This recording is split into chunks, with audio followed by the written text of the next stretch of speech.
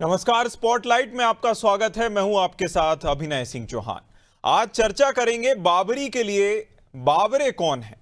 जहां भारत की राजनीति के कथित धर्मनिरपेक्ष दलों को हिंदुओं की धार्मिक चेतना सांप्रदायिकता लगती है और मुसलमानों की कट्टरता धर्मनिरपेक्ष लगती है। इसी के चलते मुस्लिम कट्टरता को पोषित करने के लिए ये कथित धर्मनिरपेक्ष राजनीतिक दल हर सीमा लांघ लेते हैं। फिर चाहे वह शाहबानो प्रकरण में सुप्रीम कोर्ट का फैसला पलटना हो या फिर बंगाल की धरती पर एक बार फिर आक्रांता बाबर के नाम पर बाबरी मस्जिद बनाना। जी हां, आक्रांता बाबर के नाम पर बाबरी मस्जिद बनाने की घोषणा हो चुकी है और यह मस्जिद पश्चिम बंगाल के मुशीरदाबाद जिले में बन रही है। इसको बनाने वाले पश्चिम बंगाल में सत्ता अधीन तृणमूल कांग्रेस के विधायक हुमायूं हैं, जिनको मुख्यमंत्री ममता बनर्जी का आशीर्वाद प्राप्त है। इस मस्जिद के निर्माण की घोषणा करने वाले पोस्टर 25 नवंबर को मुशीरदाबाद में जगह जगह उस वक्त चस्पा किए गए जब प्रधानमंत्री नरेंद्र मोदी अयोध्या में श्री राम मंदिर पर ध्वजारोहण कर रहे थे। ऐसा करके एक तरफ हिंदुओं को संदेश दिया कि अभी भी देश के कुछ लोग बाबर के हिमायती हैं। खास बात यह है कि बाबर के इन हिमायतियों को इंडिया गठबंधन के रहनुमाओं का संरक्षण प्राप्त है और समर्थन भी है। जहां कांग्रेस नेता उदित राज का कहना है कि बाबरी मस्जिद बनाने की स्वतंत्रता संविधान देता है, इसमें कोई बुराई नहीं है। उधर समाजवादी पार्टी ने भी बाबरी मस्जिद बनाने के फैसले को आस्था से जुड़ा हुआ बताया। आपको बता दें कि इन्हीं उदित राज ने पीएम मोदी के अयोध्या में ध्वजारोहण पर तंज कसते हुए कहा था कि पहले युवाओं को रोजगार देने के वादे को पूरा करें और अब बंगाल में बाबरी मस्जिद का निर्माण हो रहा है तो उदित राज को आस्था नजर आ रही है। ऐसे में सवाल पैदा होता है कि हिंदू आस्था को लेकर धर्मनिरपेक्ष दलों का दोहरा मापदंड क्यों है। हिंदू आस्थावान बने और साथ ही साथ उनकी आस्था को लेकर भगवान राम का मंदिर बने तो वह सांप्रदायिकता हो जाती है, और मुस्लिम आक्रांता बाबर के नाम पर मस्जिद बनाए तो वह धर्मनिरपेक्षता हो जाती है। यह एक ऐसी सियासत है जो एक पक्ष की कट्टरता को सिरोधार्य बताती है और दूसरे पक्ष की उदारता को सांप्रदायिकता का नाम देती है। क्या पश्चिम बंगाल में बाबरी मस्जिद के निर्माण का आह्वान उत्तर प्रदेश की सियासत पर असर डालेगा, और जो लोग बाबरी मस्जिद के निर्माण के पक्ष में खड़े होंगे उनके प्रति सनातनी जनता जनार्दन का रुख क्या होगा? आज इसी विषय पर चर्चा करेंगे। इससे पहले कुछ प्रतिक्रियाएं सुन लेते हैं। पश्चिम बंगाल के एक मुस्लिम विधायक ने ये कहा है कि वो एक मस्जिद बनवाने जा रहे हैं जिसका नाम बाबरी मस्जिद रखेंगे। तो ये कोई विवाद का विषय नहीं है, ये आस्था का विषय है। उस विधायक की मुस्लिम में आस्था है, वो अपना मस्जिद बनवा रहा है, उसका नाम वो बाबरी मस्जिद रख रहा है। और जहाँ तक रहा सवाल कि राम मंदिर का कल ध्वजारोहण हुआ है, इससे जनमानस बिल्कुल खुश है। भारतीय जनता पार्टी को इसे राजनीतिक एजेंडा नहीं बनाना चाहिए। जनता धर्म को पर्सनल मानती है, उसे पर्सनल रहने देना चाहिए। लेकिन कहीं ना कहीं भारतीय जनता पार्टी राजनीतिक लाभ लेने के लिए राम मंदिर के इस तरह के कार्यक्रमों को बढ़ा चढ़ा के पेश करती है ताकि उसे राजनीतिक लाभ मिले, लेकिन जनता इसे व्यक्तिगत मानती है। मुशीरदाबाद में जो पोस्टर लगे हैं वो जाहिर सी बात, कुछ बाबर की औलादें अभी हैं इस हिंदुस्तान में जो रह रहकर सर उठा रही हैं, उनको भी पूर्ण रूप से कुचलने की आवश्यकता है। और जिस तरीके से इस पोस्टरबाजी हो रही है वो कहीं ना कहीं हिंदुस्तान को फिर से जो है, हिंदुस्तान की एकता को, हिंदुस्तान के जो सद्भाव है उसको बिगाड़ने का काम करने का प्रयत्न कर रहे हैं कुछ लोग। और ये मुशीरदाबाद में जो मुख्यमंत्री हमारी बंगाल की हैं ममता बनर्जी जी, उनको ये कार्रवाई करने की ज़रूरत है। अगर वो नहीं करती हैं तो भारत सरकार इस पर तुरंत कार्रवाई करेगी और निश्चित ही ऐसे पोस्टर लगाने वाले लोगों को जेल भेजा जाएगा।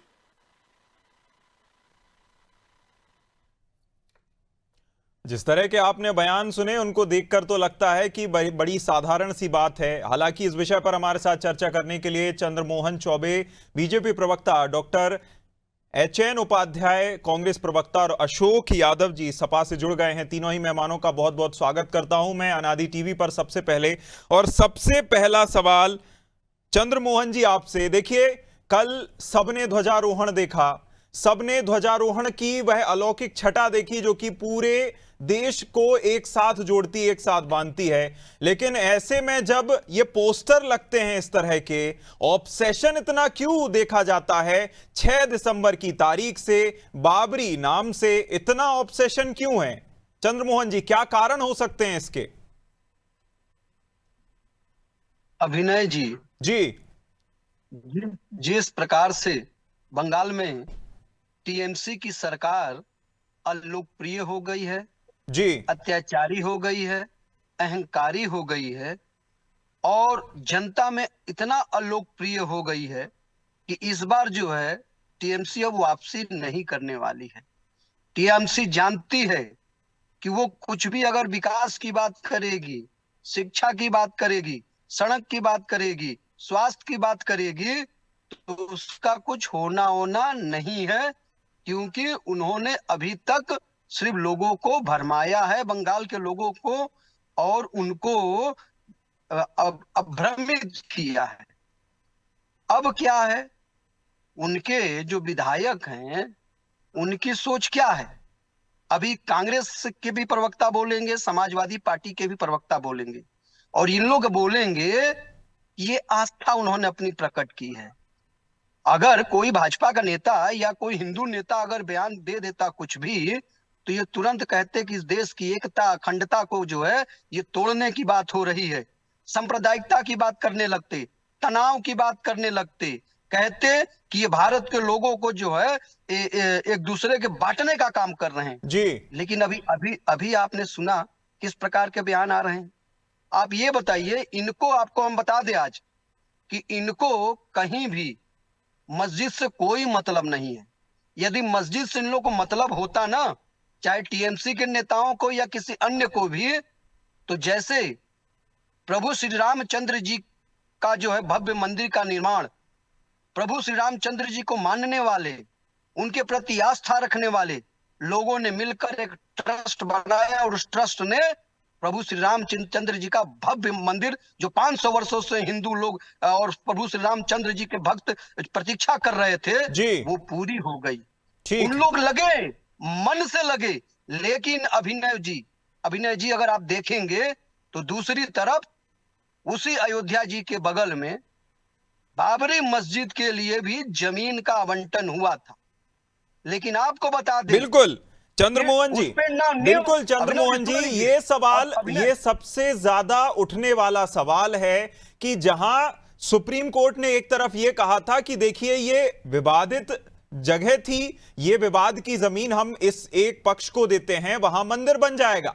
दूसरी तरफ अगर विवाद था तो इसको लेकर हम दूसरी जमीन देते हैं जहां मस्जिद बनाने के लिए स्वतंत्र हैं। लेकिन उस जमीन को आज तक, मतलब मंदिर बन जाता है, उसकी प्राण प्रतिष्ठा हो जाती है और उसके बाद धर्म ध्वजा फहरा जाती है, आज तक उसकी साफ सफाई को लेकर भी शायद है कोई गया होगा। जवाब सीधा ही ले लेते हैं। चंद्रमोहन जी, सवाल आया है एचएन उपाध्याय जी, डॉक्टर साहब, जिस तरह के बयान या हम पोस्टर देख रहे हैं, ठीक है चंद्रमोहन जी आपके पास वापस आते हैं।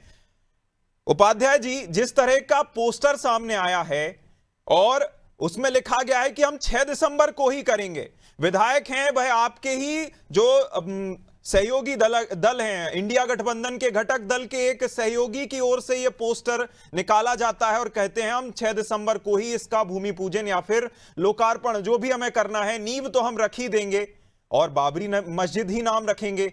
आखिर इतना ऑब्सेशन क्यों है बाबरी मस्जिद नाम से? अभिनय जी जैसा कि आपके चंद्रमोहन जी और आपने कहा भी, जी सुप्रीम कोर्ट के फैसले के अनुसार वहां पर राम मंदिर का निर्माण का रास्ता साफ हुआ जी और राम मंदिर निर्माण भी हुआ। सुप्रीम कोर्ट ने उसी बगल में बाबरी मस्जिद के लिए जमीन भी दी। जी तो जब बाबरी मस्जिद जो है इतना असहज महसूस करवाता, तो क्यों सुप्रीम कोर्ट ने बाबरी मस्जिद के लिए जगह दी? रह गई बंगाल में तो ठीक है, हर धर्म को संविधान 25 से लेकर 30 तक ये अधिकार देता है कि कोई अपने धर्म का मंदिर, मस्जिद, गुरुद्वारा जो भी बनवाए, स्कूल कॉलेज खुलवाए, कोई किसी प्रकार का रोक नहीं है। उसी संविधान के तहत उन्होंने जो है इसकी घोषणा की। ये बात अलग है, उनका भी उद्देश्य देखिए कुछ कुछ राजनीति ही है। जिस तरह से भारतीय जनता पार्टी का बार बार राम मंदिर को लेकर कल स्थापना, ध्वजारोहण, दीप जलाना, उत्तर प्रदेश में चुनाव भी है, ये तो पूरा एजेंडा ही इनका राजनीतिक है। तो उनका भी थोड़ा रहा होगा कि इसका खूब प्रचार प्रसार कर दें, या प्रचार प्रसार नहीं करते तो आप लोग कैसे इस पर चर्चा करते। और इससे निश्चित रूप से ये भारतीय जनता पार्टी के एजेंडे के अनुरूप प्रचार हो रहा है। अरे इससे किसका सर, लाभ हो रहा है? सर जी। बात तो वही हो रही है ना, बात तो वही हो रही है कि अगर जहां जमीन दी गई थी उसी जहां विवाद था, मान लीजिए आपको आपके किसी बड़े की तरफ से विवाद को सुलझाने के लिए कोई दूसरी चीज दे दी जाती है, तो उस चीज का प्रयोग किया जाता है, उस भूमि का प्रयोग किया जाता है, या दूसरी जगह आप कोई उसी नाम से कोई और स्थान बनाने की कोशिश करते हैं। जबकि ये नोटेड बात है कि उसका जो पोस्टर लगा हुआ है बाबरी मस्जिद के लिए 25 किलोमीटर दूर अयोध्या के मंदिर से जो पोस्टर लगा हुआ है, वह पोस्टर तक फटने वाला है। जो उस पोस्टर में दिख रहा है कि ऐसी मस्जिद बननी है, वह पोस्टर तक फटने वाला है। आप अगर बनाना ही था तो हम भी दिखाते, सब दिखाते, और बड़ी खुशी भी होती कि चलिए ये विवाद था, ये शांत हो गया। लेकिन जिस तरह के पोस्टर लगाए जा रहे हैं कि हम 6 दिसंबर को ही इसका जो है नींव रखेंगे, तो क्या ये विवाद वाली बात नहीं है? मैं ये सवाल करता हूं अशोक जी आपसे, आपके ही इंडिया गठबंधन के घटक दल की तरफ से 6 दिसंबर को ही तारीख चुनकर आखिर ये तारीख इतनी इंपॉर्टेंट क्यों है कि इसी तारीख को हम नींव रखेंगे बाबरी मस्जिद की? देखिए अभिनव जी, 6 दिसंबर के चक्कर में जी आज 26 नवंबर है, और 26 नवंबर 1949 के दिन ही इस देश के संविधान को एडॉप्ट किया गया था। तो संविधान को मैं नमन करता हूं, और इसी संविधान की, ये संविधान हमारे लिए सुरक्षा कवच है जी। और जिस तरह से मुगल्स या ब्रिटेन के लोग आए, अंग्रेज लोग आए, हमारे देश पे विदेशी आक्रांता की भूमिका में आए और देश के लोगों के ऊपर उत्पीड़न किया, देश को लूटा, उसी तरह का कुछ देशी आक्रांता भी हमारे देश में है, जो इस देश की जो रूह है, जो आत्मा है, हमारी संविधान, इस संविधान पर भी अटैक करने का काम करते हैं। और वो दल है, वो लोग हैं भारतीय जनता पार्टी और आरएसएस। तो हमको तो आंतरिक आक्रांताओं से भी बचना है, क्योंकि हमारा संविधान अगर क्षतिग्रस्त हो गया फिर सर कुछ उसी नहीं बचेगा। संविधान के तहत ये फैसला आया था। फैसले, आप मुद्दे पर आइए। हम संविधान दिवस को, आज संविधान दिवस मना रहे हैं, हम चर्चा उस पर नहीं कर रहे हैं, चर्चा जिस पर कर रहे हैं उस विषय पर तो आइए सर। देखिए, जो मस्जिद की बात आप कर रहे हैं, वो टीएमसी के प्रवक्ता को आप बुलाए होते तो ज्यादा बेहतर इस चीज को डिटेल में बता पाते। क्योंकि मैं समाजवादी पार्टी का प्रवक्ता हूं और सामने हमारे बगल में कांग्रेस के भाई बैठे हैं, तो बेहतर होता आप टीएमसी के प्रवक्ता को बुलाते तो ज्यादा बेहतर आपको आपके सवालों का जवाब मिल जाता। लेकिन मैं इतना तो जरूर कहूंगा कि धर्म जो है आस्था का विषय है, चाहे वो हिंदू हो, मुसलमान हो, सिख हो, ईसाई हो, सबके लिए धर्म आस्था का विषय है। धर्म व्यापार का विषय नहीं है, धर्म नफरत का विषय नहीं है, धर्म अलगाववाद का विषय नहीं है। लेकिन इस बात को सबसे ज्यादा अगर किसी को समझने की जरूरत है अभिनव जी, तो भारतीय जनता पार्टी को समझने की जरूरत है, जो धर्म के आवरण ओढ़ करके इस देश के संविधान और इस देश के पीडीए के लोगों के ऊपर अत्याचार और उत्पीड़न कर रही है। हमारे जो विदेशी आक्रांताओं की बात मैंने किया, वो आक्रांता और इन आक्रांताओं, जो देशी आक्रांता, इनमें एक अंतर है, वो विदेशी थे। ये रामनामी ओढ़कर ये आक्रांता देश के पीडीए के ऊपर, देश के संविधान के ऊपर अटैक कर रहे हैं और धर्म को आस्था का विषय कभी नहीं मानते, राम को आस्था का विषय कभी नहीं मानते। ये राम को मानते हैं, राम की नहीं मानते, क्योंकि राम की अगर मानते तो राम दरबार का चित्र संविधान के प्रथम पेज पर है। और राम दरबार का चित्र क्यों है? क्योंकि भगवान राम के राज में कोई भी न्याय वो छोटे बड़े, अगड़े पिछड़े इस तरह के आधार पर नहीं होता था, सबके लिए एक समान न्याय था। भगवान राम सबसे बड़े समाजवादी थे, उन्होंने सबरी के जूठे बेर तक खाए। तो उनके राज की बात करते हैं भाजपा के लोग और भगवान राम के नाम खाली बेचते हैं। भगवान राम का एक आदर्श जो कि मर्यादा पुरुषोत्तम कहते हैं भगवान राम को, उन्होंने, लेकिन ये अपनी तो शपथ के प्रति मर्यादा नहीं निभा पा रहे हैं। मुख्यमंत्री योगी जी शपथ लिए होंगे ना संविधान की, और शपथ के मर्यादा नहीं निभा रहे हैं। मोदी जी भी संविधान के शपथ लिए होंगे, लेकिन वो शपथ की मर्यादा नहीं निभा रहे हैं। अब बात कर रहे हैं मर्यादा पुरुषोत्तम भगवान राम की। अब गंगा जी को बेचा आपने 2014 में, मुझे तो माँ गंगा ने बुलाया है, याद है आपको जुमला? माँ गंगा की रिपोर्ट आप देख लीजिए, सीपीसीबी की रिपोर्ट माँ कुंभ के दौरान। तो आप ये बताइए, आप कभी माँ गंगा को बेचेंगे, कभी भगवान राम को बेचेंगे, और उसके बाद फिर माँ गंगा का पैसा भी हड़प जाएंगे सफाई अभियान का, भगवान राम के नाम पे जमीनों की लूट कर जाएंगे। बात करेंगे राम ध्वजा, धर्म ध्वजा, अरे किसको बेवकूफ बना रहे हैं आप लोग? दुनिया जान रही है, ये मार्केटिंग कर रहे हैं आप लोग। आस्था अगर करते तो भगवान राम कम से कम एक आदर्श अच्छा, अपने जीवन में उतार चलिए लेते, ये तो एक मानते सिंगल हैं कि इस तरह के जो काम किए जाते हैं, चलिए ये तो मान रहे हैं आप कि इस तरह का जो पोस्टर जारी किया गया है ये सिर्फ एक पोस्टर है, मार्केटिंग करने का प्रयास है, और आपके ही जो घटक दल हैं, आपके ही सहयोगियों में से एक माने जाते हैं इंडिया गठबंधन में, वो भी मार्केटिंग करने का ही प्रयास कर रहे हैं। ये भी बड़ी बात है, कम से कम एक्सेप्टेंस तो है। चंद्रमोहन जी, बड़े आरोप लगे कि संविधान का खंडन करते हैं, जबकि इसी देश ने यह देखा कि इसी संविधान के तहत सुप्रीम कोर्ट का फैसला आता है, राम मंदिर बन जाता है, और आज भी बाबरी मस्जिद को लेकर सोशल मीडिया पर पोस्ट डलते हैं और हजारों करोड़ों में शेयर होते हैं कि बाबरी अभी जिंदा है, बाबरी अभी जिंदा है, और एक प्रमाण तो हम सामने ही देख रहे हैं। जवाब दीजिए चंद्रमोहन जी। अभिनव जी, आपने अभी देखा होगा तो दोनों लोगों ने आपने क्या पूछा और दोनों लोगों ने क्या बताया। बाबरी पर इनकी आवाज जो है गले से ऊपर नहीं आ पा रही है। ये बताइए, इन लोगों ने एक बार भी कहा कि उस विधायक को या टीएमसी वालों को कहते कि अरे भाई, तुम बंगाल में बाबरी मस्जिद बनाने की बात कर रहे हो, जो तुमको जमीन मिली है उस पर एक ईंट तो रख दो, बाद में कहीं और बनाना।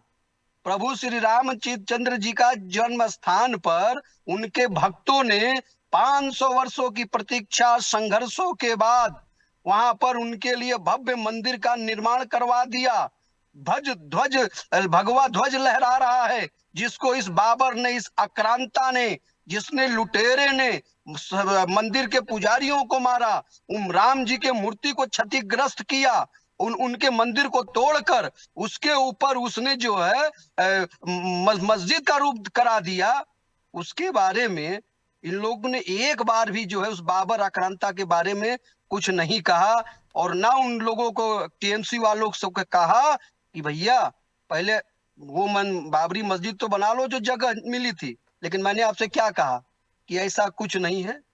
ये संविधान की बात अभी आपके चैनल पे कर रहे थे, ये संविधान वाले कहां पर गए थे जब आतंकवादियों पर से मुकदमा वापस लिया जाता था? चंद्रमोहन जी, ये संविधान के लोग, जी रुक जाइए अभिनव जी, रुक जाइए अभिनव जी, सुन लीजिए। ये उस समय संविधान को कहां मानने वाले थे जब मुजफ्फरनगर में दंगा पीड़ितों को सिर्फ मुसलमानों का लिस्ट लाभार्थियों के रूप में दिया गया था, और उसमें हिंदू इन्होंने एक भी पीड़ित नहीं दिखाया था। वो तो सुप्रीम कोर्ट ने जो है आतंकवादियों पर से मुकदमे वापस से मना कर दिया, इनके पक्ष में जो है बोलने से उन लोगों ने मना कर दिया। अरे सर, वहां तो छांट लिए जाते हैं, पता नहीं जिस तरह इसका फैक्टर लेकर के चला जाता है, और जिस तरह से एचएन उपाध्याय जी ने कहा, सॉरी माफ कीजिएगा, अशोक जी ने कहा भी कि मार्केटिंग के लिए कुछ ना कुछ चल रहा होगा। उपाध्याय जी, मैं आपके पास वापस आना चाहूंगा। जिस तरह संविधान को लेकर अभी अशोक जी ने कहा कि संविधान को तो फॉलो करते नहीं है, और आपने कहा कि चुनाव को लेकर किया जा रहा है, तो क्या ये जो प्रधानमंत्री ने अभी बिहार की जीत के बाद कहा था कि गंगा कहां से जाकर कहां बहती हैं और बंगाल में जाकर मिलती हैं, तो क्या ये उसका डर है? उसको लेकर, कंसोलिडेशन को लेकर, एकजुट करने के लिए वोटों को लेकर क्या ये इस तरह के पोस्टरबाजी की जा रही है? क्या लगता है उपाध्याय जी? अभिनव जी, देखिए, ये सब मूलभूत मुद्दे से ध्यान भटकाने के लिए है। आप देखिए 3-4 दिन पहले ही किस तरह से एक अरुणाचल प्रदेश की बेटी को जो है चीन में पासपोर्ट को लेकर उसको रोका गया कि नहीं, अरुणाचल हमारा चीन का हिस्सा है, भारत का पासपोर्ट कैसे चलेगा। जिस तरह से चीन अंडमान निकोबार द्वीप में जासूसी कर रहा है, उसकी चिंता नहीं है इनको। रोजी रोजगार की तो बातें भूल गए हैं इनको। 2014 के बाद से बस मंदिर, ठीक है मंदिर बढ़ गया कोर्ट के फैसले से, हम लोग सभी खुश हैं, पूरा देश उसका सम्मान करता है, लेकिन उसको जगाते रहिए। मंदिर मस्जिद, मस्जिद मस्जिद, हिंदुस्तान पाकिस्तान, मुसलमान पाकिस्तान, यही है। हिंदुस्तान करे तो ठीक है, लेकिन इनके मन में हिंदुस्तान अंदर नहीं है, बस ऊपर से हिंदुस्तान की बात करते हैं। चंद्रमोहन अगर ये जी देश की जवाब। बात करते चंद्रमोहन तो जो जी जवाब। हमारी संप्रभुता जवाब। के साथ चीन खिलवाड़ कर रहा है, और चंद्रमोहन जी उसका एक जवाब। नाम भी नहीं लेते हैं कम ये। शब्दों में जी। दीजिएगा, मुझे अशोक जी के पास जाना है। बोलिए चंद्रमोहन जी। नहीं, देखिए, अब कांग्रेस सिखाएगी जो विदेशों में जाकर, कभी अमेरिका में जाकर, कभी कनाडा में जाकर, कभी ब्रिटेन में जाकर, और वहां के लोगों से कहती कि आओ हमारे देश में आओ, मोदी की सरकार हटाओ, भारत में आओ, जो विदेशियों को निमंत्रण देते हैं मीर जाफर की तरह और जयचंद की तरह, वो आज राष्ट्रवाद की बात चुनाव बता आयोग रहे हैं। जैसे अरे संवैधानिक बीच में मत संस्था को बोलिए। कहते हैं आओ हमारी सरकार अरे बनाइए, हमारी अरे सरकार बनाइए, बीच में, आप अरे क्यों बोलते हैं चंद्रमोहन क्यों जी? क्यों क्यों क्यों क्यों बीच में भाई? आप बोल रहे हैं तो पहले बार है आपका चंद्रमोहन जी। मैं आपका सम्मान कर रहा हूँ। आप बढ़े। डॉक्टर साहब, डॉक्टर साहब, अरे डॉक्टर साहब बोल जी। लेने दीजिए, अपना जवाब पूरा कर लेने दीजिए। आप ही सवाल कर रहे थे, बोलिए चंद्रमोहन जी। नहीं तो हमने कहा तो कि देखिए, इन लोग संविधान की बात कर रहे थे, ये दोनों लोग संविधान की बात कर ठीक रहे है, थे। ठीक है। एक ने इसी संविधान को 25 जून 1975 को रात के अंधेरे में बिना संसद की सहमति से इस देश पर आपातकाल लगा दिया। ठीक और है, जो ठीक हमारे है। अशोक जी बैठे ठीक है हैं, चंद्रमोहन जी, इनके नेता चंद्रमोहन भी जी, हम जेल गए चूंकि थे। चंद्रमोहन जी, हम अभी बाबरी की बात कर रहे हैं, जिस तरह पोस्टरबाजी हो रही है उसकी बात कर रहे हैं। जिस दिन हम आपातकाल पर बैठेंगे, आपकी ये बात बिल्कुल हम आगे बढ़ाएंगे कि क्या हुआ था, कैसे हुआ था, और पूरी विभीषिका बताए जाएंगे। मैं अशोक जी के पास जाना चाहूंगा। अशोक जी, जो लोग कह रहे थे या जिनकी ओर से आरोप लग रहे थे कि देखिए इस तरह के अगर हम विषय उठाएंगे तो हमें कहीं ना कहीं चुनाव में फायदा हो सकता है, आपने भी कहा कि मार्केटिंग का प्रयास हो रहा होगा।